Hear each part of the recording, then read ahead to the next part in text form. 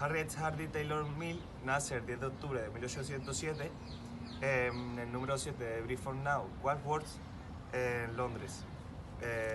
Tuvo 3 hijos y su padre fue Thomas Hardy, cirujano y ginecólogo de prestigio, lo cual le ayudó a tener un buen nivel económico para la educación académica de sus hijos.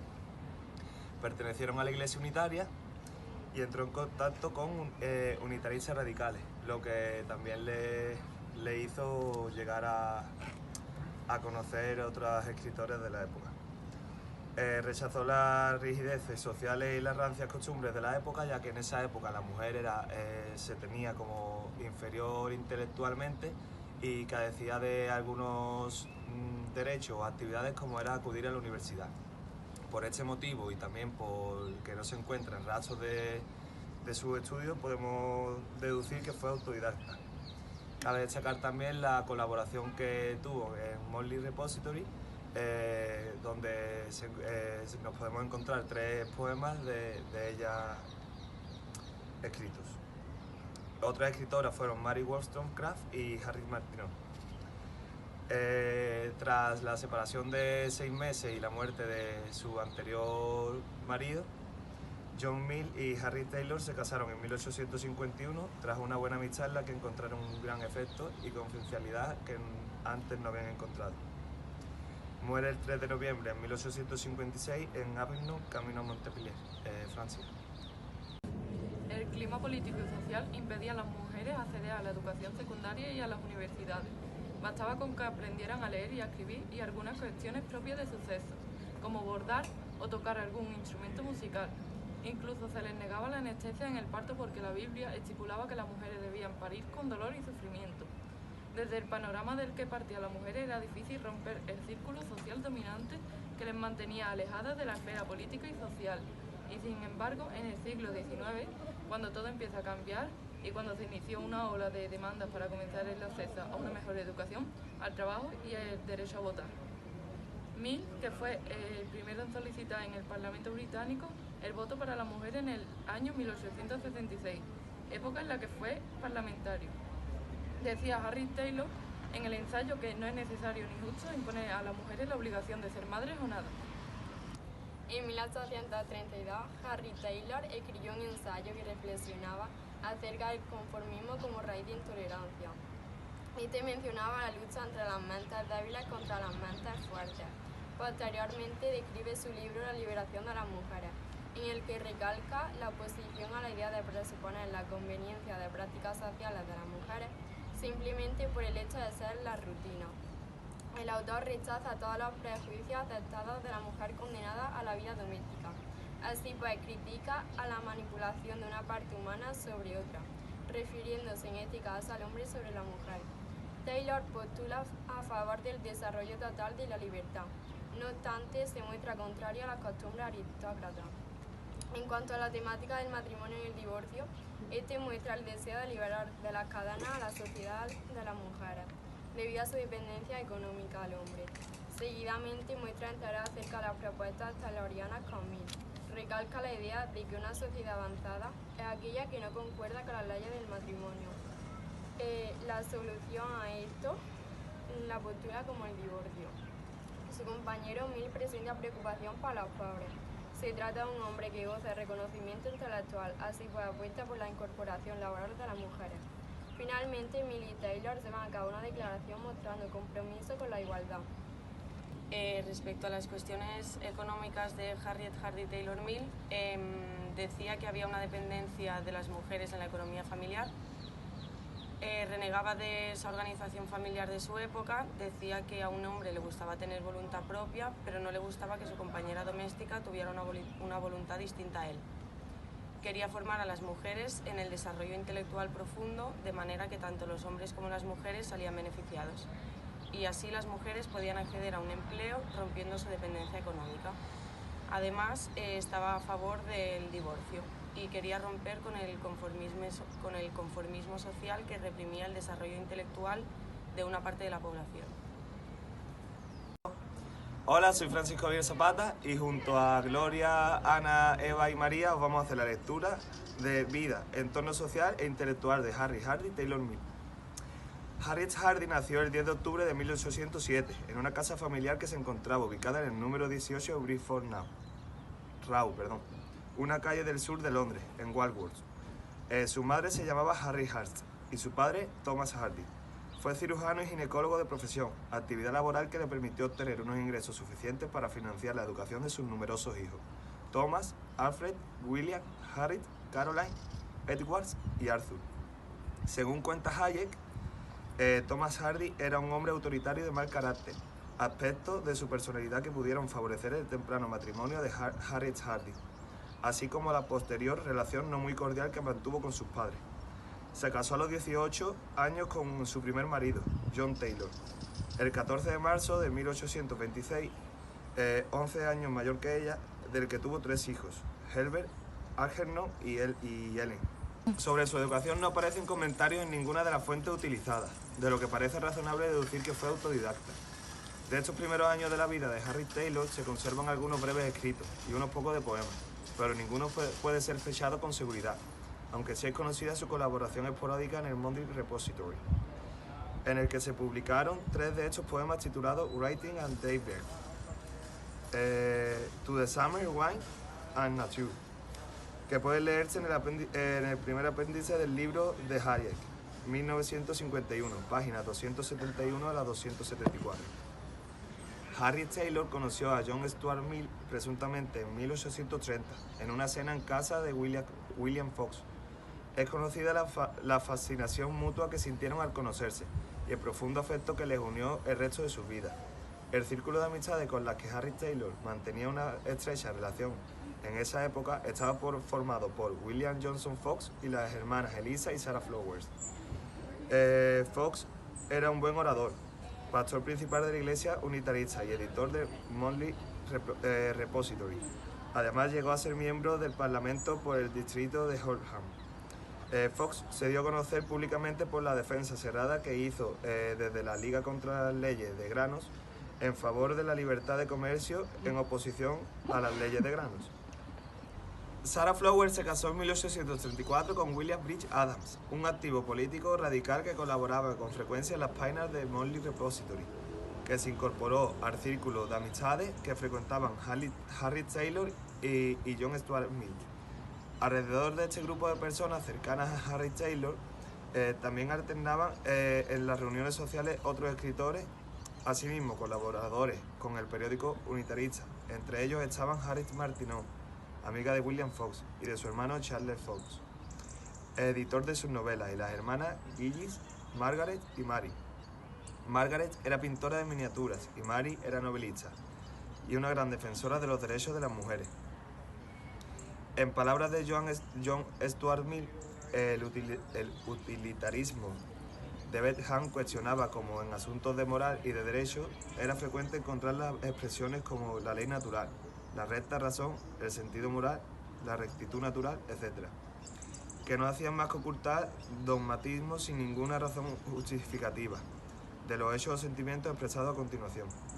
Mill consideraba que con el utilitarismo empezaba una nueva era en el desarrollo del pensamiento moral, apareciendo el principio de la felicidad en la moralidad de las acciones y de su consecuencia. Existían conexiones entre los utilitaristas y la congregación unitaria, de la que formaban parte varios discípulos de Jeremy Bentham. No era el caso de Mill, que fue un anticlerical y sin embargo gran amigo de William Fox, con el que mantuvo una estrecha relación. La iglesia unitaria es de gran tolerancia, incluso hoy en día. En el siglo XIX acogía cómodamente a los filósofos radicales y a las primeras defensoras de los derechos de las mujeres. John Taylor era un joven socio de la firma David Taylor & Sons, dedicada a la venta al por mayor de medicamentos, actividad que le reportó una posición próspera como hombre de negocios. Los Taylor pertenecieron a la iglesia unitaria y, por otra parte, John Taylor simpatizaba con las propuestas de los políticos radicales. El cambio de vida familiar y social que supuso para ella el matrimonio produjo 2 hechos inmediatos. Evitó el control de su enérgico padre y entró en contacto con las unitaristas radicales. El matrimonio Taylor fijó su residencia en el número 4 de Christopher Street, en Fitzroy Circus. La casa quedaba cercana a la capilla universitaria de la que William James Fox era ministro. El nacimiento del primer hijo del matrimonio Taylor, Herbert, ocurrió el 24 de septiembre de 1827. El segundo hijo, Algernon, al que llamaban Agi, nació el 2 de febrero de 1830, y su hija Helen, a la que la apodaban Lily, vino al mundo el 27 de junio de 1831.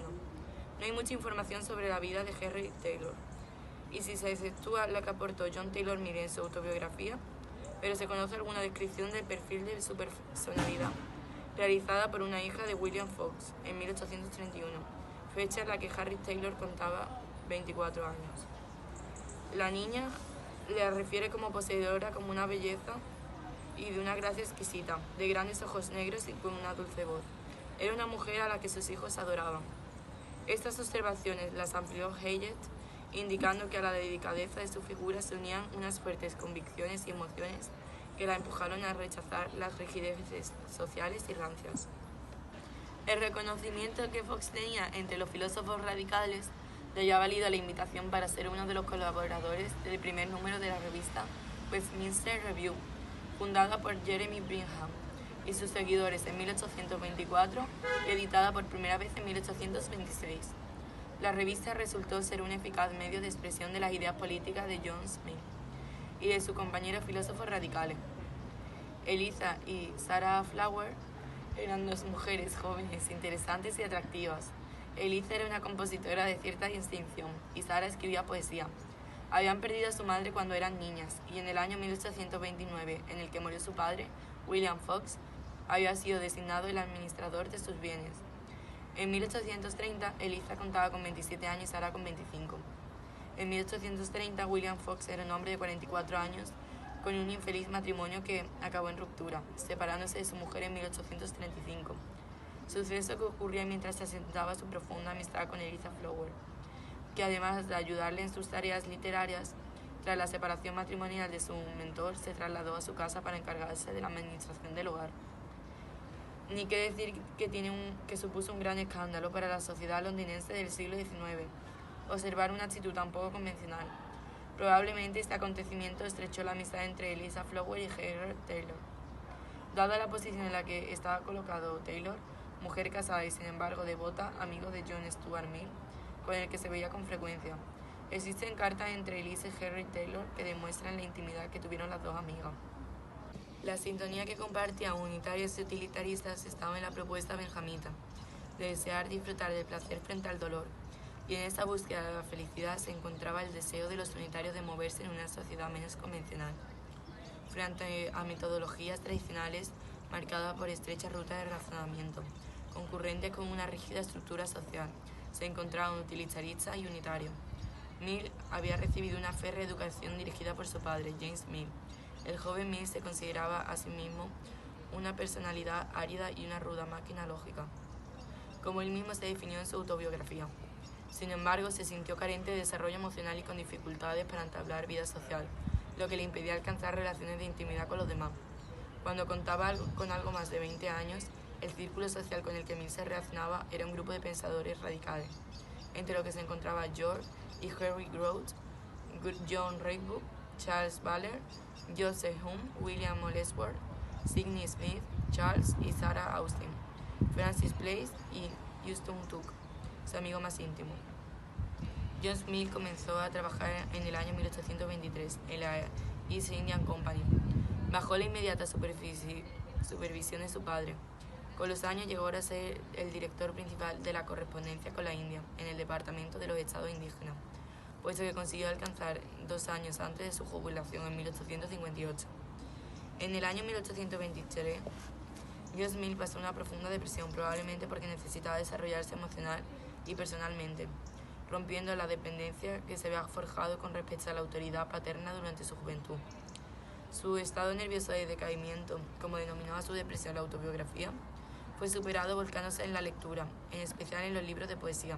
En su opinión, Alice Rossi, si esta crisis no se hubiera desencadenado, John Smith no habría pasado de ser un mero exponente secundario de las ideas de James Smith y de Jeremy Bentham, sus dos educadores. La amistad entre Harry Taylor y John Mill marcó la vida de ambos a partir de 1831. Para Mill supuso entrar en la madurez de su desarrollo emocional.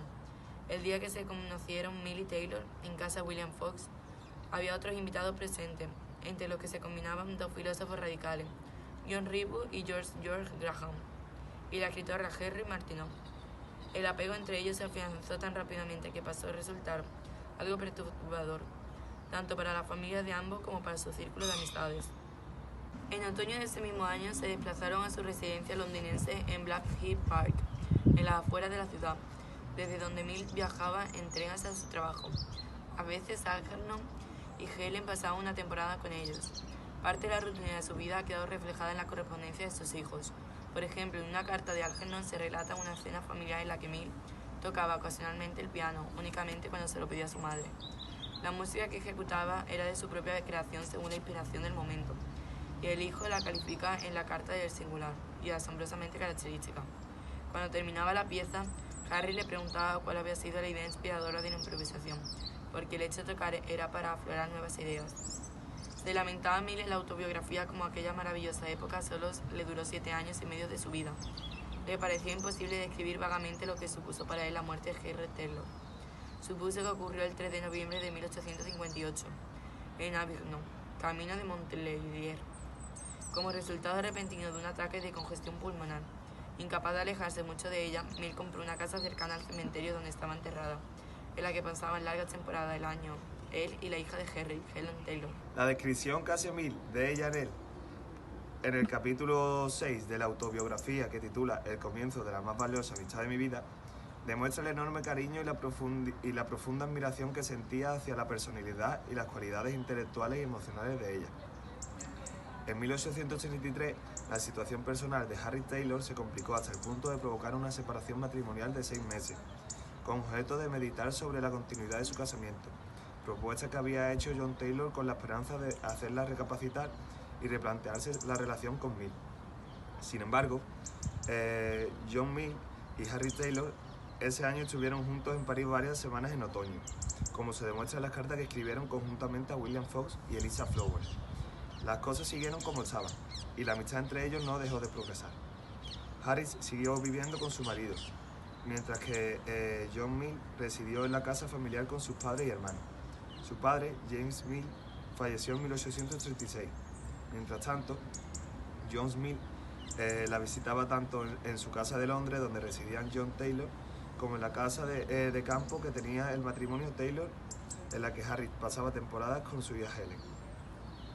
Cuenta Mill en la autobiografía que la entereza del carácter de ella le hacía desdeñar las falsas interpretaciones que podían dar lugar a sus visitas cuando estaba alejada de su marido, incluso cuando viajaban juntos ocasionalmente. Resaltó que su relación en aquel tiempo, primeros años de la década de 1840, fue únicamente de profundo afecto y confidencialidad, intimidad. Y aunque no le importaban las convenciones sociales, sí cuidaban el decoro social de su conducta.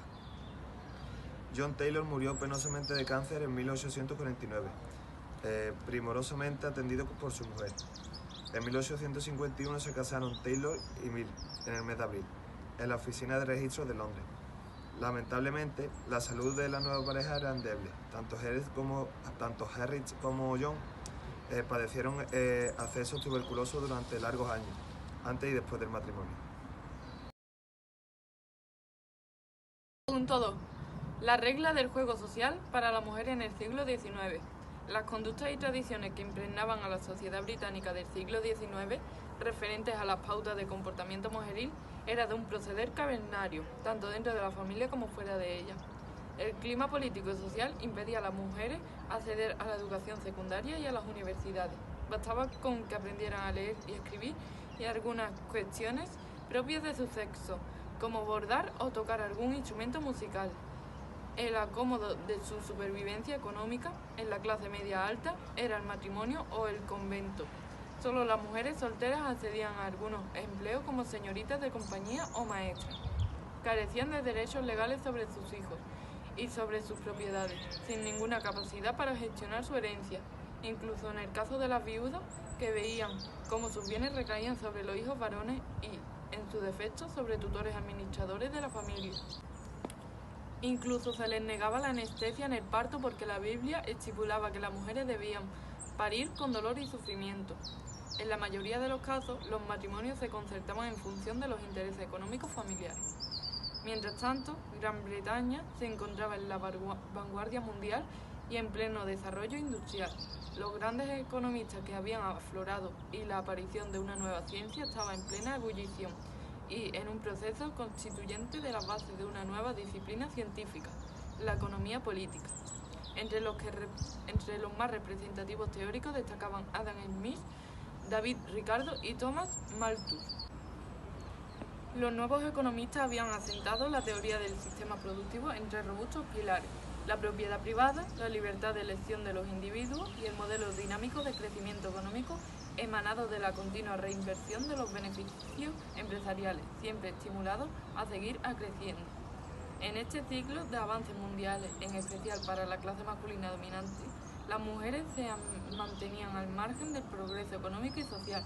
Para las aguas de sus inquietudes estaban empezando a revolverse y a cuestionar su deseo de participar de manera activa en la nueva sociedad capitalista. Ahora tomaron conciencia de su capacidad para elegir lo que más le convenía y se plantearon tomar las riendas de sus vidas, comenzando nada menos que con la exigencia de igualdad de derechos con los hombres. Desde el panorama del que partían las mujeres era difícil romper el círculo social dominante que las mantenía alejadas de la esfera política y social. Y sin embargo, es en el siglo XIX cuando todo empieza a cambiar y cuando se inició una ola de demandas para comenzar el acceso a una mejor educación, al trabajo y el derecho a votar. Por primera vez en la historia, en el año 1893, en Nueva Zelanda se reconoció el derecho al voto para las mujeres, seguido de Australia en 1902, Finlandia en 1906 y Noruega en 1913.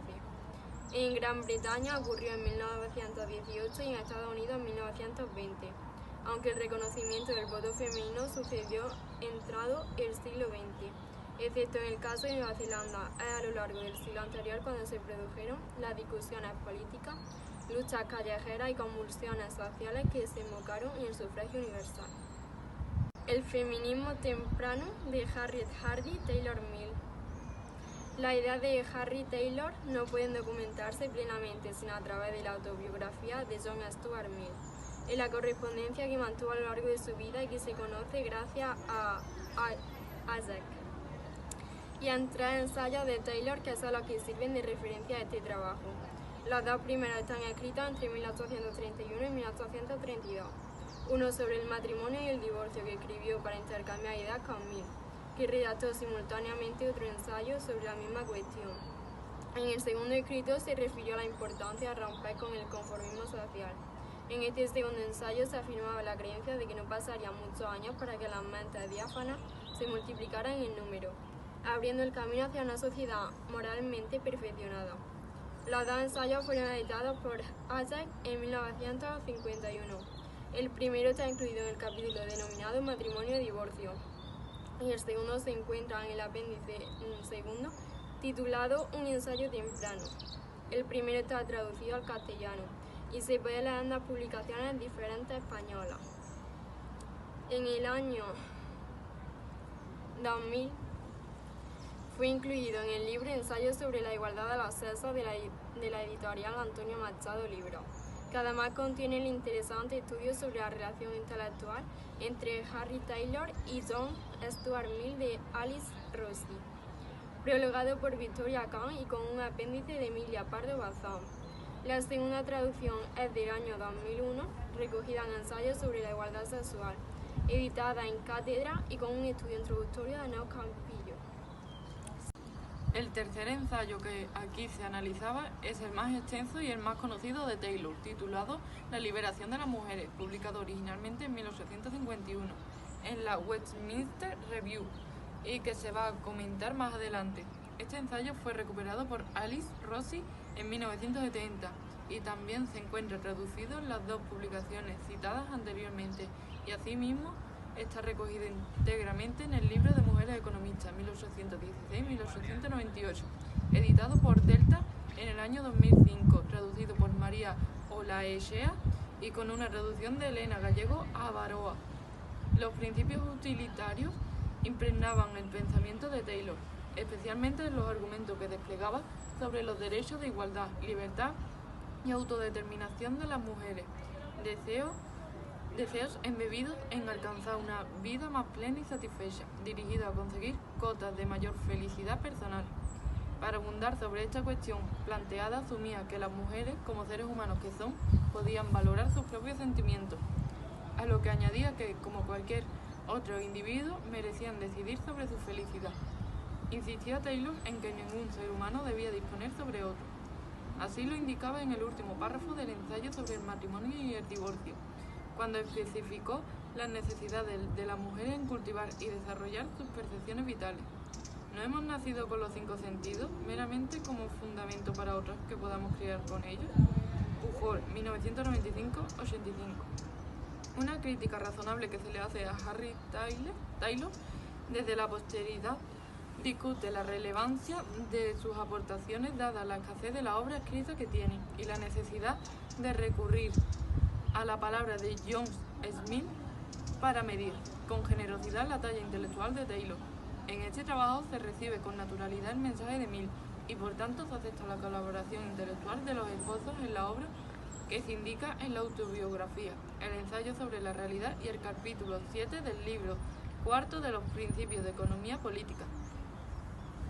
Si se admite que la talla intelectual de Taylor era apreciable a pesar de las escasas publicaciones, resulta relevante que el trabajo de mayor extensión y profundidad por el que estuvo dispuesta a escribir y reconocerlo como propio, comenzara con una exposición de conclusiones de una convención americana en la que se solicitaba el voto para las mujeres y para los hombres de color. Harry Taylor demandaba la igualdad de derechos para hombres y mujeres en todos sus mensajes, pero hablaba del voto de las mujeres con especial atención y riqueza argumentativa, en el ensayo de 1851. Taylor, como decía Mill, tenía la cualidad de adelantarse a los tiempos en los que vivía, y resultó que con este artículo fue una de las primeras mujeres en la historia que apuntaron a la igualdad ciudadana sin distinción de sexo, exigiendo el derecho a votar. Su actitud dejó una huella tan profunda en el pensamiento de John Stuart Mill, que fue el primero en solicitar en el Parlamento británico el voto para las mujeres en el año 1866, época en la que fue parlamentario. Su solicitud fue rechazada sin mucho apoyo en la Cámara de los Comunes. Una relevante economista del siglo XIX estuvo presente ese día en la tribuna de invitados. Millicent Garrett Fawcett, esposa de Henry Fawcett, discípula de Mill, profesor de Cambridge, también parlamentario británico. El impacto que tuvo sobre ella el discurso de Mill provocó el entusiasmo político de Garrett Fawcett, que además de trabajar en favor de la reelección de Mill en el Parlamento, cosa que no ocurrió, llegó a ser la presidenta de la Unión Nacional de Sociedad de las Mujeres Sufragistas entre los años 1907 y 1919, por lo que tuvo la satisfacción de haber reconocido el voto a las mujeres en el año 1918 en Gran Bretaña. La campaña feminista visible y efectiva en apoyo de la demanda de sufragio universal había cobrado fuerza en 1903, con la creación de la Unión Política y Social de las Mujeres, grupo formado por Emmeline Pankhurst y su hija Christabel, que inundaron de panfletos las calles y el Parlamento británico y que se echaron a la calle, organizaron piquetes y llegaron a estar encarceladas. En la liberación de las mujeres arrancaba Taylor con una posición vibrante sobre las cuestiones discutidas en una reciente convención sobre los derechos de las mujeres, celebrada en el estado norteamericano de Massachusetts, en el mes de octubre del año 1850. En esta populosa convención, según rezaba el New York Tribune, habían unido sus fuerzas las mujeres y los líderes afroamericanos para luchar juntos contra la discriminación sexual y racial, o la aristocracia del sexo y del color, como lo denominó Taylor. La primera de las 6 resoluciones adoptadas por la convención se refería a los derechos que tiene todo ser humano a expresar sus opiniones y a participar directamente en la elección de los políticos gobernantes. En la segunda resolución se decía literalmente: las mujeres tienen derecho al voto y a ser consideradas elegibles para cargos públicos, y que toda persona que afirma representar a la humildad, la civilización y el progreso de los tiempos está obligada a defender la bandera de la igualdad ante la ley, sin distinción de sexo o color. Los argumentos que esgrimió en su ensayo para desmontar las tesis antagonistas que taponaban la liberación de las mujeres giraban alrededor de 3 ejes: la maternidad, la incorporación al mercado laboral y el endurecimiento del carácter. Harry Taylor en el ensayo que no es necesario ni justo imponer a las mujeres la obligación de ser madres o nada. Para esclarecer su proposición, exponía unos argumentos tan sencillos como aplastantes. Simplemente dijo: cuando la incompatibilidad es real, se resuelve por sí misma. Calificó de gravemente injusto utilizar la doctrina de la imposibilidad de encaje entre la vida familiar y el trabajo para desposeer a todas las mujeres de su potencial laboral. Cuando no se legislaban incompatibilidades para los profesionales masculinos, continuando con la misma cuestión, le resultaba controvertible ofuscarse en esta tesis para el caso de las mujeres solteras, condenadas a la nada, contra las que se solía argumentar que su posible incorporación al mundo profesional podía aumentar peligrosamente la competencia, haciendo bajar los salarios.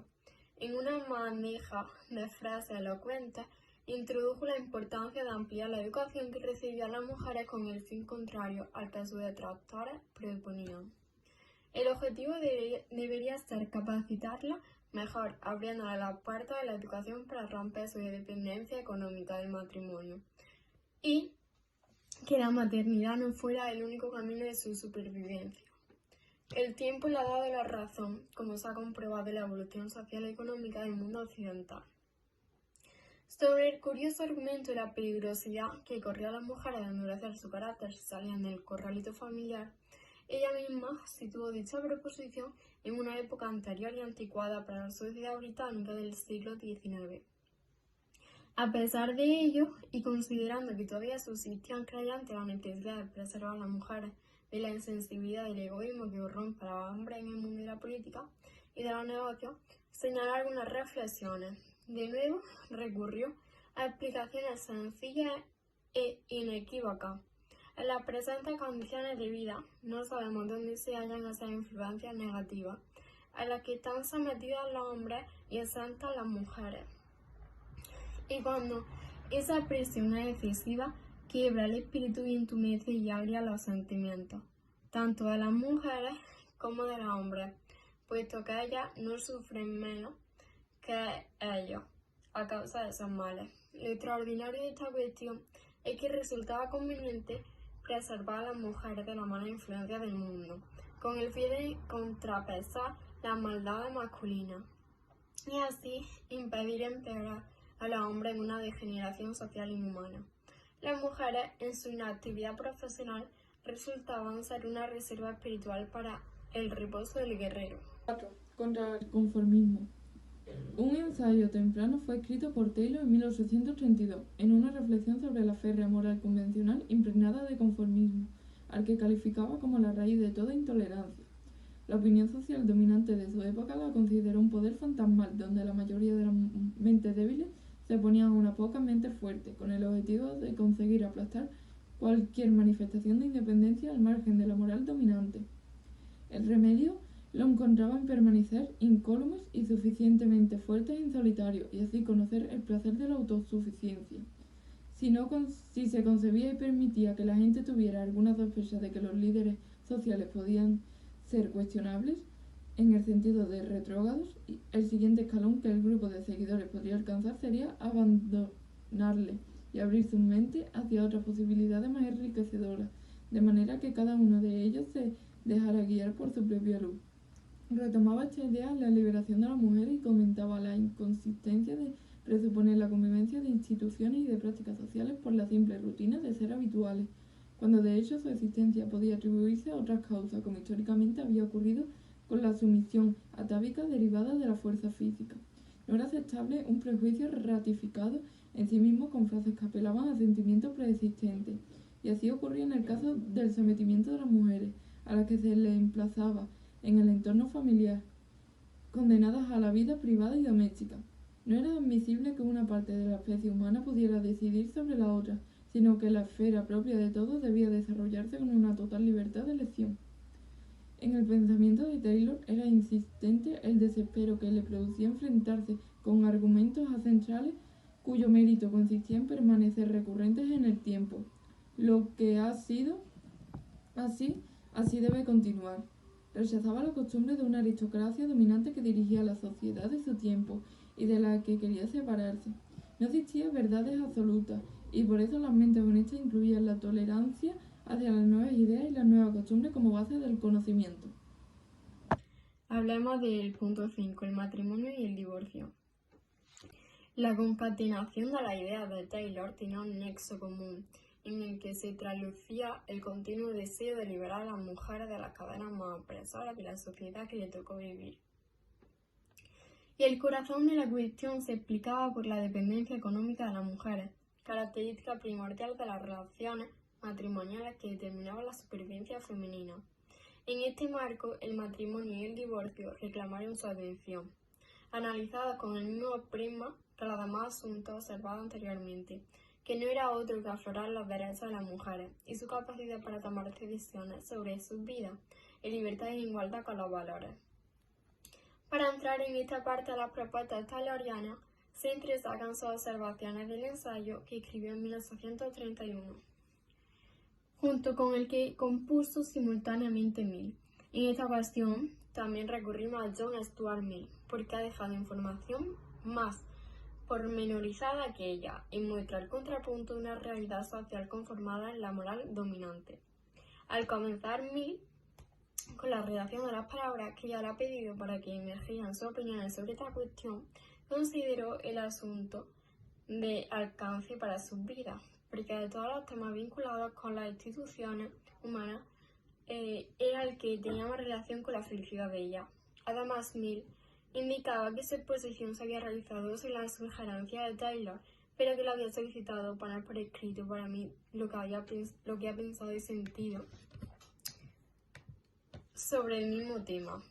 Y allí aprenderé todo lo que es y ciertamente lo que no he descubierto por mí mismo. 2091. Las disquisiciones de Taylor localizaban los vicios de la institución matrimonial y la desigualdad legal y social de la relación entre los cónyuges, provocadas por la carencia educativa de las mujeres y por los hábitos de dependencia económica imbricados en las relaciones humanas. Afirmaba Taylor, a la mujer se la educa para un único objetivo, ganarse la vida casándose. Algunos pobres espíritus lo consiguen sin necesidad de ir a la iglesia. Es lo mismo.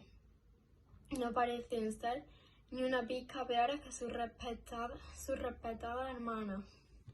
Casarse es el objetivo de su existencia, y cuando lo han conseguido dejan de asistir por lo que respecta a cualquier cosa digna, esa llamada vida a cualquier finalidad provechosa. Escrito por Taylor en 2109. Taylor consideró que en una sociedad avanzada en la que se concibiera la igualdad de derechos entre todos los individuos, las leyes del matrimonio serían prescindibles hasta el punto de que nadie eligiera legalizar el casamiento. Mientras tanto, había que arbitrar alguna solución para remediar los males del matrimonio. Y es en este punto donde consideró la conveniencia del divorcio no permitido en Gran Bretaña cuando se redactaron los escritos de Taylor y Mill. Taylor propuso un divorcio concertado razonablemente entre las esposas, basado en el supuesto ingenuo de quién desearía que otro permaneciera con él en contra de su deseo. Su respuesta fue que nadie con juicio cabal pretendería ni desearía oponerse a la separación. Propuso una menada de años de duración como tiempo razonable para deshacer el matrimonio, estableciendo de esa manera un periodo prudencial para recapacitar antes de estar en posición de contraer nuevas nupcias, pero con la certeza legal de la efectividad de la desunión desde el comienzo de la decisión de la ruptura matrimonial, salvo que durante el tiempo marcado se retirara la petición. A lo que añadió, entre paréntesis, con solo hablar de ello ya tengo ganas de un abogado. ¡Oh, qué absurdo y mezquino es todo ello! La manera de abordar la dificultad añadida de un divorcio con hijos lo resolvía bajo el supuesto de libertad de acceso a la mujer a la educación y al trabajo, descargando en su análisis a las mujeres de la dependencia económica del marido, en una sociedad donde se concibiera el matrimonio en igualdad de derechos para ambos cónyuges. Las mujeres compartirían los gastos derivados del mantenimiento y la educación de su hija, a lo que añadió que, en ese caso, ellas tendrían interés en tener menos hijos, obligados a reflexionar sobre la manera de sustentarlos. En un repentino giro de redacción cambió de tema cuando terminó su ensayo para disertar sobre el amor, considerándolo como una expresión de todo lo mejor y lo más bello que es la naturaleza humana. Se dirigió directamente a Mill, calificándole como el más digno apóstol de todas las supremas virtudes, para que fuera él el encargado de enseñar al mundo que a más calidad del goce, mayor será la cantidad del mismo, y mostrar a los demás el camino de la verdadera igualdad entre los sexos. Mill era un hombre de una formación exquisita y compleja que gozaba de reconocimiento intelectual en la sociedad británica del siglo XIX. Probablemente una parte importante de la fascinación que provocó en Taylor a su famoso amigo estuvo comprendida por la profundidad de sus meditaciones y la capacidad de razonamiento lógico y ordenado que poseía para abordar las cuestiones sociales.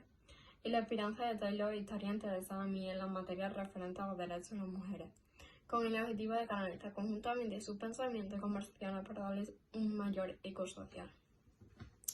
En cuanto a las ideas expresadas por Mill en 1831 sobre el matrimonio y el divorcio, fueron mucho más convencionales que las de Taylor, sobre todo en referencia a la incorporación laboral de las mujeres, pero la estructura del ensayo es magistral. En cuanto a las peldaños que construye para terminar apuntando que la disolubilidad del matrimonio es un camino hacia la igualdad de los esposos. Las ideas que del ensayo se desprenden son muy favorables al respeto mutuo en las relaciones matrimoniales y la emancipación de las mujeres de la opresora costumbre y estudios de su época. En la literatura especializada sobre la cuestión debatida sobre el matrimonio y el divorcio en Taylor Mill, se asume que ella era más radical que él en referencia al abordaje del mercado de trabajo, pero en opinión de Evelyn Forget, es demasiado sencillo quedarse en esa simple diferencia sobre la radicalidad de sus opiniones y la adecuada contextualizar el debate sobre el mapa social de desarrollo industrial del siglo XIX. Para Forget, Mill estaba preocupado por la condición miserable de los pobres y es sobre este supuesto sobre el que razonaba. Temeroso que la incorporación de las mujeres al mercado de trabajo de primero salario pudiera perjudicar la economía familiar de la clase trabajadora. En coherencia con sus pensamientos, en el año 1851, en el que contrajeron matrimonio Mill y Taylor, Mill redactó una declaración personal en forma de promesa, mostrando su compromiso de igualdad en la relación con Taylor, dadas las restricciones legales a las que estaban sometidas las mujeres en el momento del casamiento y que recaerían sobre Taylor una vez contraído el matrimonio.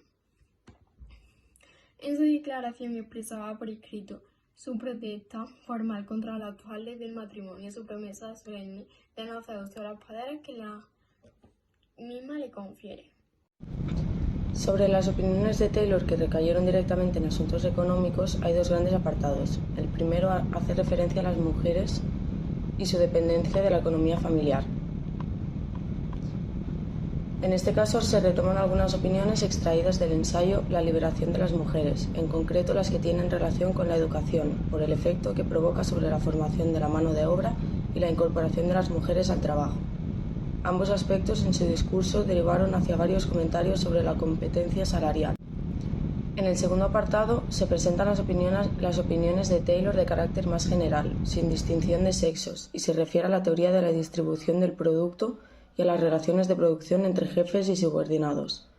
Para desarrollar este segundo elemento se interpretan los contenidos del capítulo 7 del libro 4 de los principios de la economía política, firmado por John S. Mill y editado originalmente en 1848. El motivo que permite fundamentar las opiniones de Taylor en dicho libro se debe al reconocimiento que hizo Mill de la autoría de Taylor de los citados contenidos en la autobiografía. Sobre la economía familiar, Taylor renegaba de la organización familiar de su época.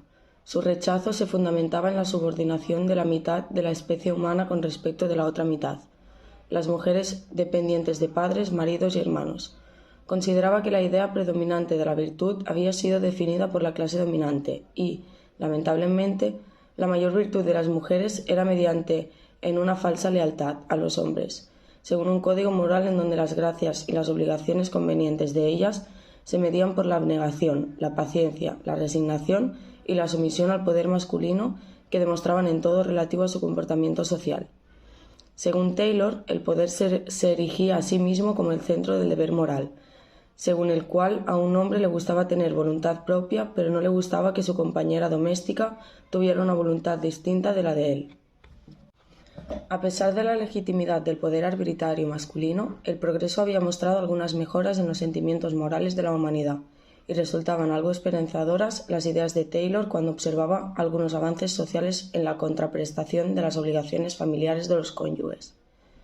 Era práctico que los hogares fueran cada vez más un centro de interés para todos, hombres y mujeres, en el que las circunstancias domésticas representaban una parte importante de la vida y de sus placeres.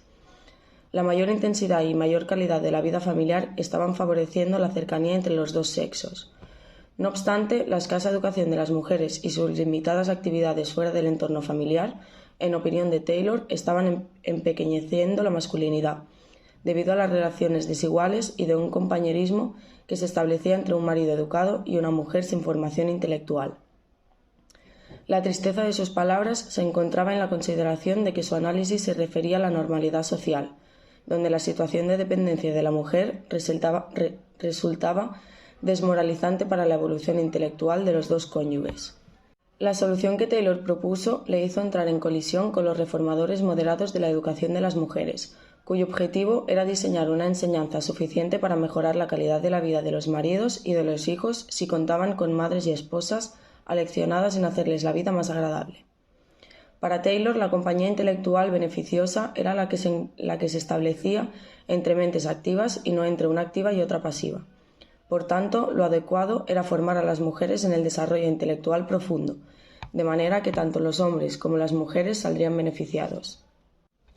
El acceso a la educación no solo era provechoso por la mera satisfacción personal del desarrollo intelectual que conlleva para cada persona, sino que en igualdad con los varones, las mujeres podrían acceder a un empleo al haber adquirido una formación profesional adecuada a sus capacidades y a sus preferencias personales, rompiendo su atávica dependencia económica. La incorporación de las mujeres al empleo contaba con una fuerte oposición, justificada en el argumento del peligro aumento de la competencia laboral como consecuencia de la entrada al mercado de trabajo de una cantidad excesiva de trabajadores, cuyo efecto inmediato provocaría una caída salarial, perjudicando con ello a los ingresos de las familias que, en contra de lo esperado, verían reducida la renta del conjunto familiar. Taylor le replicaba en su ensayo con diferentes razonamientos. El primero refutaba la peor de todas las suposiciones: la ganancia familiar conjunta del marido y la mujer no supondría la renta familiar original, en la que los ingresos estaban conformados únicamente por el cabeza de familia masculino, y como consecuencia de la excesiva mano de obra en el mercado laboral se produciría la bajada de los salarios. Implicaba en su opinión que una hipótesis muy exagerada, pero en cualquier caso aceptándola como punto de partida, era infinitamente preferible que una parte de los ingresos familiares fueran obtenidos por las mujeres, consiguiéndose con ello una relación más igualitaria entre los esposos, soslayando toda forma tiránica y despectiva de la dependencia, que reparaba la condición de sirvienta de la mujer elevándola a la de la socia del marido. En cuanto a la reducción salarial, consideraba que mientras la competencia fuera la norma general de la vida humana, resultaba una tiranía excluir a la mitad de los competidores de cualquier trabajo útil que se pudiera hacer a cambio de un salario. Como buena economista, a Taylor no le preocupaba la competencia en igualdad de condiciones de los agentes que acuden al mercado, mientras que permitir el acceso de las mujeres a los empleos monopolizados por los hombres tendría la quiebra del monopolio y por tanto a bajar determinadas remuneraciones. Introdujo un comentario final sobre la influencia económica y social proveniente de la mano de obra femenina incorporada al mercado de los profesionales laborales. Una última observación enalzada a los beneficios derivados que la recepción de mujeres provocarían en auxilio de la mano de obra infantil, materia sobre la que consideraba adecuado establecer algún tipo de legislación para proteger a los niños de la explotación laboral. Sobre el futuro de los trabajadores, cuenta Mill en la página 235 de su autobiografía, refiriéndose a Taylor: el primero de mis libros en que su participación fue evidente fue Principios de Economía Política, el capítulo de la economía política que ha tenido más influencia en la opinión pública, el que habla del probable futuro de las clases trabajadoras. Se lo debo eternamente a ella. En el primer borrador del libro, ese capítulo no existía, y ella me indicó que un capítulo así era necesario, y que el libro quedaría imperfecto sin él. Explicaba también que el capítulo fue una exposición de los pensamientos de Taylor, algunos escuchados de sus propios labios. Si bien dijo Mill, no hay aportaciones de Taylor en la parte científica que se refiera a la teoría de la producción y del intercambio en los mercados. Sí están sus aportaciones en lo referente a la teoría de la distribución de la riqueza. En este contexto de colaboración intelectual entre Mill y Taylor, se observa como en el citado capítulo, referente al futuro de los trabajadores, se engarzaban la idea de mejorar la distribución de las rentas, apareciendo con ello reglas morales de comportamiento económico de los agentes. Se admitiría que la distribución de la riqueza estaba sometida a determinadas leyes que se hallaban sujetas a condiciones que dependían de la voluntad de los hombres. Estas condiciones estaban inmersas en la estructuración de las instituciones y de la costumbre, influyentes ambas en la estimación de los salarios, los beneficios y las rentas. Para conocer los mecanismos de la distribución de las rentas era necesario advertir una concreta organización social y productiva, tratadas ambas en los principios de economía política como generalizaciones meramente provisionales, pero que podían ser alertadas por el progreso y otras mejoras sociales. Una variación del libro de Mill con respecto a las obras de otros autores clásicos sobre esta cuestión fue la consideración de proponer cambios en la estructura jerárquica productiva tradicional, por considerarla inhumana y superable. La propuesta se refirió a la evolución de la simple autoridad de mando por una relación amable y respetuosa, porque, en su opinión, un modelo económico y social únicamente inspirado en incentivos mercantiles era considerado como repulsivo. El progreso social que asociaron Mill y Taylor a una sociedad más humanizada llevaría aparejado una mejor distribución del producto. Expusieron la evidencia empírica de las colaboraciones ejemplares entre empresarios y trabajadores, modelos que tomaron de casos concretos ocurridos en Francia y en Inglaterra, en los que se demostraban una mejor correspondencia productiva entre patrones y obreros. Entre los objetivos alcanzables estaba mejorar la educación y la formación de los trabajadores, que, sin duda, optimizaría la productividad de la mano de obra. En estos comentarios se advertiría la influencia de los principios verdaderamente enunciados por Robert Owen, cuya meta se encontraba en mejorar las condiciones de la formación y del entorno laboral de los obreros, de manera que se conseguiría impulsar simultáneamente su eficacia en la producción. El libro 7 del libro 4 de los Principios terminaba con un recordatorio sobre la importancia de la competencia como regla del mercado. En ningún caso se había discutido sobre limitar la competencia, sino al contrario, la competencia era un estímulo para la laboriosidad y la inteligencia de los trabajadores. La novedad que había aportado Mill y Taylor al modelo capitalista desarrollado por los economistas clásicos fue deslindar la teoría de la producción de la teoría de la distribución. El modelo económico clásico resultaría, en su opinión, perfeccionable en un marco social más igualitario. Por lo que hace a las conclusiones, Harriet Hardy Taylor Mill, una mujer autodidáctica, fue una vanguardista rompedora en su comportamiento personal y en su pensamiento con la ortodoxia del siglo XIX. Escribió 3 ensayos, 2 de ellos muy breves, y focalizó 4 aspectos generales de análisis en los que estructuró sus reflexiones. El primer semblante que consideró importante examinar trataba sobre las actitudes personales acorde a una sociedad moderna, con la finalidad de romper con el conformismo social que reprimía el desarrollo intelectual de una parte de la población, los individuos faltos de oportunidades y de derechos independientemente de su sexo. En concreto, era la educación la cuestión primordial y la base que podría impulsar el crecimiento personal que empujaría a todos los sujetos a desplegar nuevas expectativas vitales. En el caso de las mujeres, era la salvación para poder traspasar las fronteras de la vida familiar a las que estaban condenadas, dirigiendo sus ambiciones hacia nuevas perspectivas que, hasta entonces, estaban bajo el dominio masculino. La segunda meditación sobre la que versionaron sus escritos recayó sobre la urgencia de permitir a las mujeres el acceso a la educación secundaria y universitaria, para adquirir y desarrollar las capacidades formativas que facilitarían su entrada profesional en el mercado de trabajo, en igualdad de competencia con los hombres. La tercera cuestión que captó su atención hizo referencia a la convivencia de legislar el divorcio, como una posibilidad real de un desacierto matrimonial, derivado en parte a la deficiente normativa que regulaban las relaciones matrimoniales construidas sobre la dependencia económica y social de las mujeres. La cuarta instancia que ocupó sus pensamientos, de más profundo calado, porque incluía encaminar la consecuencia de todas las demás, hizo hincapié sobre el derecho al sufragio universal, así como la necesidad de abrir el camino a la participación de las mujeres y de los hombres de color en la gestión pública. La segunda meditación sobre la que versionaron sus escritos recayó sobre la urgencia de permitir a las mujeres el acceso a la educación secundaria y universitaria, para adquirir y desarrollar las capacidades formativas que facilitarían su entrada profesional en el mercado de trabajo, en igualdad de competencia con los hombres. La tercera cuestión que captó su atención hizo referencia a la convivencia de legislar el divorcio, como una posibilidad real de un desacierto matrimonial, derivado en parte a la deficiente normativa que regulaban las relaciones matrimoniales construidas sobre la dependencia económica y social de las mujeres. La cuarta instancia que ocupó sus pensamientos, de más profundo calado, porque incluía encaminar la consecuencia de todas las demás, hizo hincapié sobre el derecho al sufragio universal, así como la necesidad de abrir el camino a la participación de las mujeres y de los hombres de color en la gestión pública. La segunda meditación sobre la que versionaron sus escritos recayó sobre la urgencia de permitir a las mujeres el acceso a la educación secundaria y universitaria, para adquirir y desarrollar las capacidades formativas que facilitarían su entrada profesional en el mercado de trabajo, en igualdad de competencia con los hombres.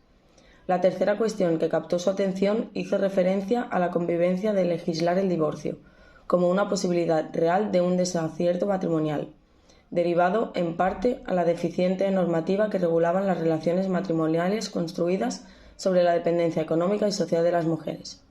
La cuarta instancia que ocupó sus pensamientos, de más profundo calado, porque incluía encaminar la consecuencia de todas las demás, hizo hincapié sobre el derecho al sufragio universal, así como la necesidad de abrir el camino a la participación de las mujeres y de los hombres de color en la gestión pública.